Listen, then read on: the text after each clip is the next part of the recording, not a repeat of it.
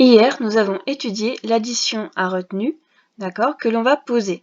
On a donc posé 37 plus 28 en mettant bien 37 et 28 l'un en dessous de l'autre, en suivant colonne, unité, dizaine. Nous avons vu que dans les unités, 7 plus 8, ça faisait 15. Dans 15, il y a une dizaine, donc elle n'a pas le droit de rester dans les unités. Donc j'ai pris mon paquet de 10 et je l'ai mis dans les dizaines. Il est ici. Je l'ai écrit ici en retenue pour que je le retienne. Maintenant, j'ai compté combien ça me faisait de dizaines. 1 plus 3 est égal à 4, plus 2, 6. J'ai donc trouvé 65. On va faire un nouvel exemple ensemble. Je calcule 53 plus 64. Je commence, comme tu l'as vu hier, par les unités. D'accord? Pour voir si j'ai un paquet de 10 dans les unités qu'il va falloir que je rajoute dans les dizaines. Voyons ça. 3 plus 4, eh bien c'est égal à 7. C'est égal à 7, je n'ai pas de dizaine, donc je n'ai pas de retenue. Je n'ai pas besoin de mettre une dizaine en plus. Je continue avec mes dizaines. 5 plus 6, je sais que 5 plus 5 est égal à 10, donc 5 plus 6 est égal à 11.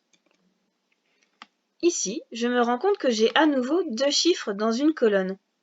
D'accord? Je n'ai pas le droit d'avoir deux chiffres dans chaque colonne. Ça veut dire que ce 1-là doit aller dans l'autre colonne après. Est-ce que tu te souviens de quelle colonne est après les dizaines? Eh bien oui, ça va être la colonne des centaines. Donc, je vais rajouter une colonne avec le C des centaines. Et ce 1-là, en fait, il est en retenue. Donc, je laisse mon 1 des dizaines ici. Et le 1 de la centaine, je le mets en retenue. Comme j'avais fait pour les dizaines. Il se retrouve ici. Et je me retrouve avec une dizaine à additionner. Comme je n'ai rien dans les dizaines, je n'en ai qu'une seule à mettre. Et donc, je vais écrire une centaine. Donc, j'ai des retenues aussi avec les dizaines. Pourquoi? Parce que quand je prends 10 dizaines, ça correspond à une centaine. Donc, si j'ai plus de 10 dizaines, je dois en mettre un paquet de 10 dizaines dans la centaine pour faire 100. D'accord?